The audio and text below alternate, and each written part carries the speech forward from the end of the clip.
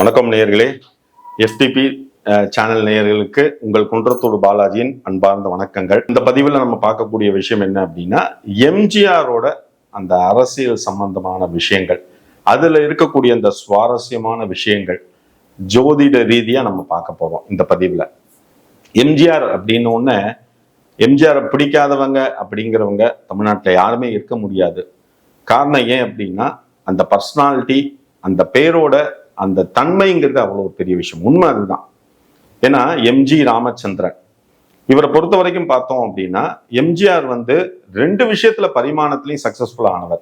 ஒண்ணு என்ன அப்படின்னா, நடிகனா எம்ஜிஆர் பல பேரோட மனசுல பல விதமா வாழ்ந்திருக்காரு. அதான் உண்மையான விஷயம். ரெண்டாவது எம்ஜிஆர் அரசியல் துறையிலையும் பார்த்தோம் அப்படின்னா ஒரு பெரிய மாற்றத்தை கொண்டு வந்தார். அதை தவிர மக்கள் மனசுல இன்னைக்கும் எம்ஜி ராமச்சந்திரன், அதாவது எம்ஜிஆர் அப்படின்னா அந்த மூன்று எழுத்துக்கு இருக்கக்கூடிய அந்த பவர்ங்கிறது என்னைக்குமே தனிதான். இப்ப நீங்க பாத்தீங்கன்னா எம்ஜிஆர் அரசியல்ல நம்ம பார்த்தோம் அப்படின்னா முதல்ல எம்ஜிஆர் அந்த சினிமா துறையில தான் வந்தார்.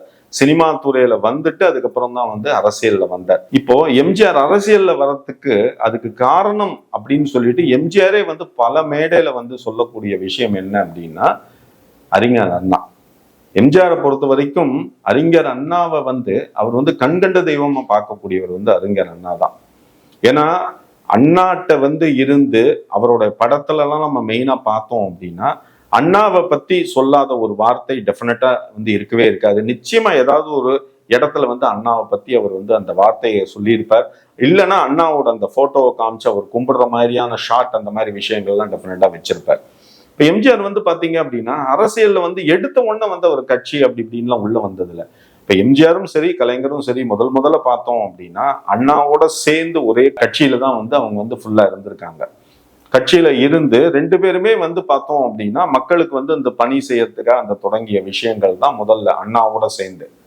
அதுக்கப்புறம் பார்த்தோம் அப்படின்னா கொஞ்ச நாள்ல பார்த்தோம் அப்படின்னா அவங்களுக்குள்ள இருக்கக்கூடிய அந்த கருத்து வேறுபாடு, இந்த மாதிரி விஷயத்துல எம்ஜிஆர் தனியா பிரிஞ்சு அவர் அண்ணா திராவிட முன்னேற்ற கழகம் சொல்லிட்டு தனியா ஒரு கட்சிங்கிறத ஆரம்பிச்சு அதுக்கு அவர் செலக்ட் பண்ணக்கூடிய அந்த சின்னம்ங்கிறது என்னன்னு நம்ம பார்த்தோம் அப்படின்னா அங்கதான் இருக்கக்கூடிய ஹைலைட் அதுதான்.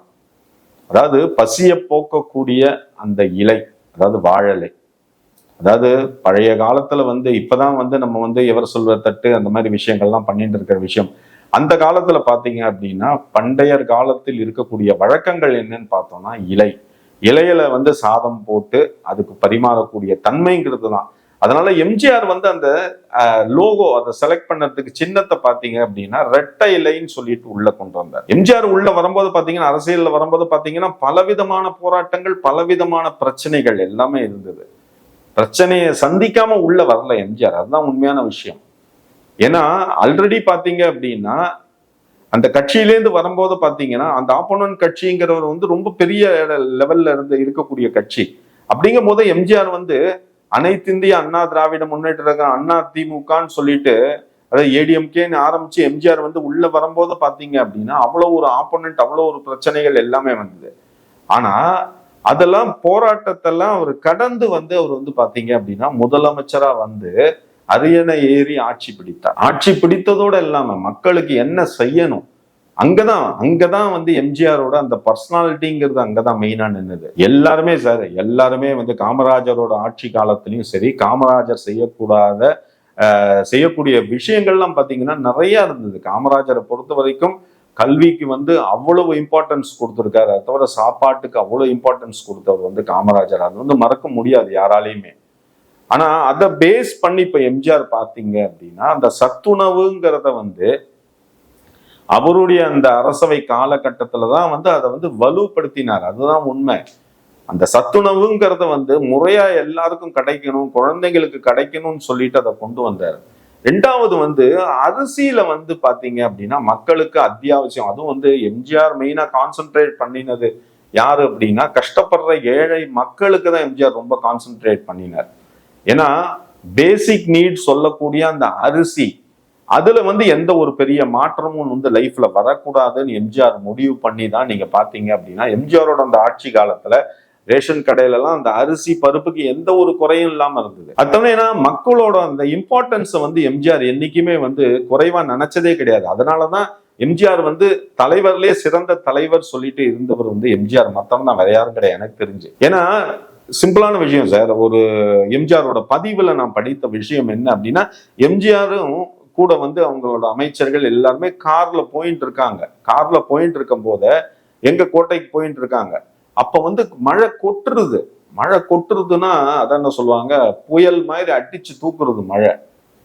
அப்ப வந்து எம்ஜிஆர் வந்து போயிட்டு இருக்கும் போத எதிர்க்க வந்து ஒரு ஏழை ரிக்ஷா தொழிலாளி, உடம்புல வந்து பனியன் கூட கிடையாது, வெறும் சட்டை போடாத அந்த உடம்புல அந்த ரிக்ஷாவை மிதிச்சுட்டு அந்த தொழிலாளி வந்து சொட்ட சொட்ட நனைஞ்சுட்டு வரான். அப்போ இந்த கண் முன்னாடி இந்த காட்சியை வந்து எம்ஜிஆர் பாக்குறாரு. பார்த்த உடனே அடுத்த விஷயம் என்ன தெரியுங்களா, கோட்டையில போய் அவர் முதல்ல சொல்லக்கூடிய விஷயம் என்ன அப்படின்னா, இங்க வந்து சென்னையில, நாட் ஓன்லி சென்னை, நம்ம பக்கத்துல இருக்கக்கூடிய மற்ற ஊர்ல இருக்கக்கூடிய எல்லா அமைச்சர்களுக்கும் இன்ஃபார்ம் பண்ணி எவ்வளவு ரிக்ஷா தொழிலாளி இருக்காங்க, முதல்ல அந்த லிஸ்ட்டை எனக்கு 2 நாளுக்குள்ள வரணும். முதல் அவர் போட்ட விஷயம் அது. அப்ப வந்து அவங்க பண்ணும் போது சென்னையில வந்து பாத்தீங்கன்னா இவ்வளவு ரிக்ஷா தொழிலாளி இருக்காங்க, அடுத்த இதுல வந்து இவ்வளவு ரிக்ஷா தொழிலாளி இருக்காங்க எல்லாம் சொல்லிட்டு அவங்க ஊர் வைஸா எடுத்து கொண்டு வந்து கொடுத்துருக்காங்க. கொடுத்த உடனே அவர் வந்து ப்ரொபகேண்டா பண்ணின விஷயம் என்ன அப்படின்னா, எல்லா ஸ்டாண்ட்லயும் ரிக்ஷா தொழிலாளர்களை வர வச்சு அந்தந்த ஏரியா எம்எல்ஏ மினிஸ்டர் யார் யாரெல்லாம் இருக்காங்களோ அவங்க எல்லாரும் எல்லா ரிக்ஷா தொழிலாளர்களுக்கும் ரெயின் கோட் கொடுங்க இமீடியட்டா பண்ணினார், நடத்தி காமிச்சார். ஏன் அப்படின்னா மக்களை வந்து பார்த்துட்டு அப்படியே போற ஒரு தலைவர் வந்து கிடையாது எம்ஜிஆர்.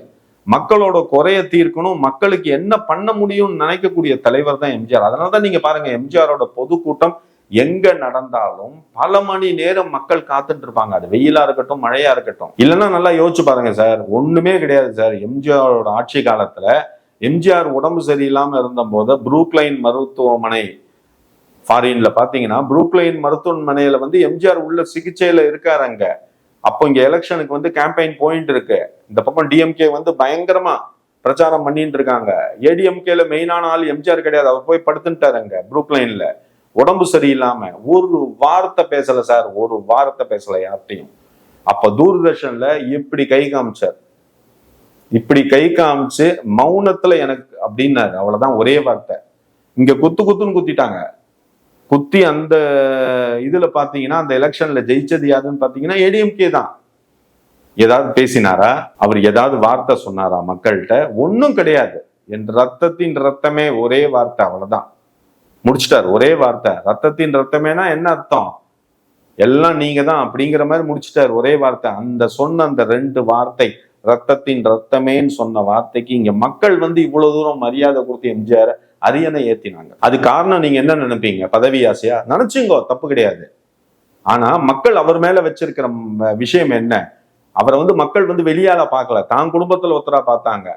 எம்ஜிஆர் என்னோட புள்ள வரணும், என்னோட அப்பா வரணும், என்னோட இவர் வரணும், இவர் வந்தா நமக்கு நல்லது பண்ணுவார்னு நினைச்சாங்க. எம்ஜிஆர் அதே மாதிரி நல்லது பண்ணார். இன்னைக்கும் எம்ஜிஆர் வந்து பாத்தீங்கன்னா, எம்ஜிஆர் இறந்து போய் 35 வருஷத்துக்கிட்ட ஆறுது. இன்னைக்கும் வந்து தெரு ஓரத்துல பாத்தீங்க அப்படின்னா எம்ஜிஆரோட பர்த்டேவா இருக்கட்டும், இல்ல எம்ஜிஆர் இறந்து போன நாளா இருக்கட்டும், ஒரு படத்தை வச்சு, ஒரு பெஞ்சை வச்சு, ஒரு படத்தை வச்சு மாலையை போட்டு 2 பக்கமும் தேங்காய் பழம் ஊதுபத்தி எல்லாம் ஏத்துறாங்க. எந்த தலைவருக்கு சார் இது இருக்கு? உண்மை அதுதான். இன்னைக்கும் மக்கள் மனசுல நீங்கா இடம் பிடித்தவர் யாருன்னு பார்த்தோம்னா எம்ஜிஆர் தான். எம்ஜிஆர் இன்னும் ஒரு 20 வருஷம் இருந்திருந்தாருன்னா இந்த ஏடிஎம்கேங்கிற அந்த ஆட்சியை தவிர வந்து தமிழகத்துல வேற எதுவும் இருந்திருக்காது. அதுதான் உண்மையான விஷயம். காரணம் ஏன் அப்படின்னா, எம்ஜிஆரை தவிர யாருமே உள்ள வர விட மாட்டாங்க. மக்கள் வந்து அந்த அளவுக்கு எம்ஜிஆர் மேல ஒரு மரியாதை கலந்த பக்தி வச்சிருந்தாங்க. அதே மாதிரி அவரும் சும்மாலாம் போக மாட்டார். ஒரு இடத்துல பிரச்சனை, ஒரு இடத்துல வெள்ளம் இருக்கு, இல்ல ஒரு இடத்துல தீப்பிடிச்சு எரிஞ்சிருக்கு, மக்கள் அந்த இடத்துல அவஸ்தப்படுறாங்க அப்படின்னா இவர் முதலமைச்சரா அப்படியே வேஷ்டி களையாம, என்னோட சட்டை களையாமலாம் இருக்க மாட்டார். இறங்கிடுவார், வேட்டியை மடிச்சு தூக்கி கட்டுன்னு சகதியில இறங்கிடுவாரு. அவர் காலை வச்சோன்னா எல்லாரும் பின்னாடி காலை வைக்கணும், அது வச்சே ஆகணும். அது வந்து சொல்லப்படாத சட்டம், அதான் உண்மை. ஏன்னா எம்ஜிஆர் மேல இருக்கக்கூடிய மரியாதைகள், தொண்டர்கள், எம்எல்ஏ எம்பிக்கள் யாரா இருந்தாலும் எம்ஜிஆர் மேல இருக்கக்கூடிய அந்த மரியாதைங்கிறது வந்து அதுதான். எம்ஜிஆர் வந்து பாத்தீங்கன்னா பாலிடிக்ஸ்ல வந்து எம்ஜிஆர்னு கூப்பிடுற ஒரு தரப்புன இருந்தாலும் இன்னொரு சில பேர் வந்து எம்ஜிஆர் சின்னவர்னு கூப்பிடுவாங்க. ஏன்னா எம்ஜிஆருக்கு எல்லாரோட சைக்காலஜியும் புரியும்.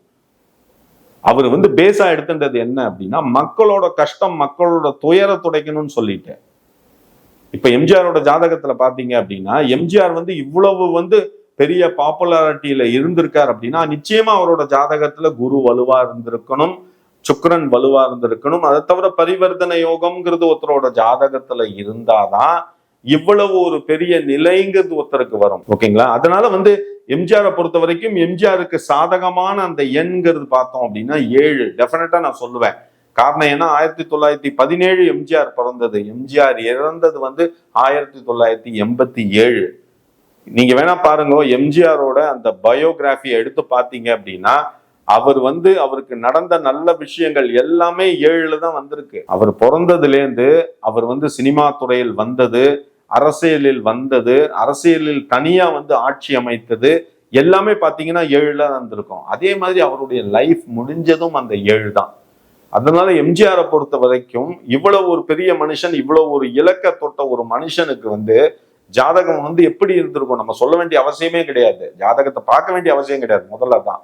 ஏன்னா ஜாதகத்துல எல்லா கிரகங்களோட தன்மையும் நல்லா இருந்ததுனாலதான் அவரை பொறுத்த வரைக்கும் அவருக்கு எல்லாமே கிடைச்சது. ராஜ வாழ்க்கை, அரசாங்கத்தில் ராஜ வாழ்க்கை. அதை தவிர ஆரம்பத்துல அவர் கஷ்டப்பட்டாலும் அந்த பரிவர்த்தனை யோகம்ங்கிறது அவரோட ஜாதகத்துல சாதகமா இருந்ததுனாலதான் எம்ஜிஆரை பொறுத்த வரைக்கும் நீங்க பாத்தீங்க அப்படின்னா, சிறு வயதுல அவர் பட்ட கஷ்டங்கள் ஜாஸ்தியா இருந்தாலும் அதுக்கப்புறம் அவர் பட்ட இன்பங்கள்ங்கிறது ஜாஸ்தி. துன்பங்கள் நிறைய ஆரம்பத்துல அனுபவிச்சாலும் அதுக்கு பின்னாடி வந்து அவர் பாத்தீங்க அப்படின்னா லைஃப்ல அவர் ஒரு பெரிய பொசிஷன்ல வந்து அவர் பார்க்காத புகழ் கிடையாது, அவர் கழுத்து வாங்காத மாலைகள் கிடையாது. அதுதான் உண்மையான சொல்றோம். ஏன்னா லைஃப்ல எல்லா விதமான புகழையும் பார்த்துட்டாரு, எல்லா விதமான தரப்பிட்ட மனிதர்களையும் அவர் பார்த்துட்டாரு எம்ஜிஆரை பொறுத்த வரைக்கும். அந்த 3 வார்த்தை, அந்த எம்ஜிஆருங்கிறது அந்த வார்த்தைக்கு இருக்கக்கூடிய பவர், அவரால் தான் அந்த ரெட்டை இலைங்கிறதே வந்து ஒரு பெரிய சின்னமா வந்து லைஃப்ல வந்து மக்கள் மனசுல வாழ்ந்திருந்தது. அவருக்கு அப்புறம் பாத்தீங்க அப்படின்னா அந்த ஏடிஎம்கே எல்லாமே பாத்தீங்கன்னா இப்ப வந்து அது இருக்கக்கூடிய இடம்ங்கிறத நம்ம யாராலையும் சொல்ல முடியாது.